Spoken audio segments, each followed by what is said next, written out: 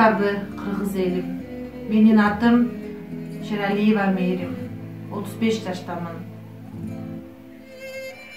Токмок шаарынын тургуну болом. Өзүм мугалиммин. 4 баланы жалгыз бою тарбиялап келем.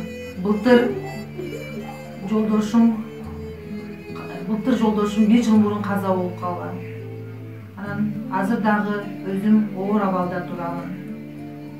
Боорумдун оорусу күчөп кетиптир.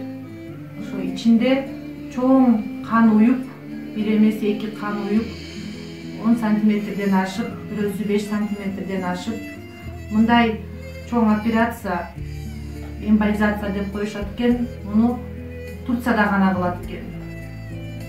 Ал операцияны кылдырыш үчүн көп каражат керек экен. Анан сиздерге кайрылуум, кыргыз элим, ушул жардам бериңиздерди суранам. Азыр мен сиздердин жардамыңыздарга муктажмын.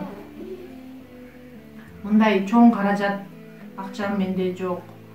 Ошо сиздерден сураныч.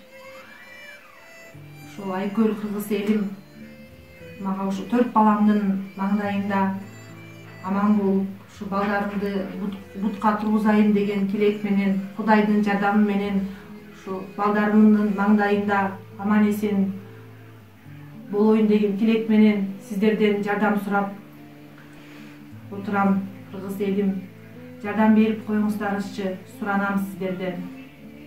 Жана ушул мекенчил Жаштар канаты уюмуна дагы чоң рахмат.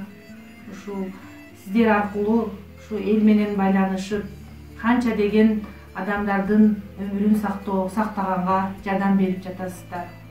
Баарыңыздарга чоң рахмат.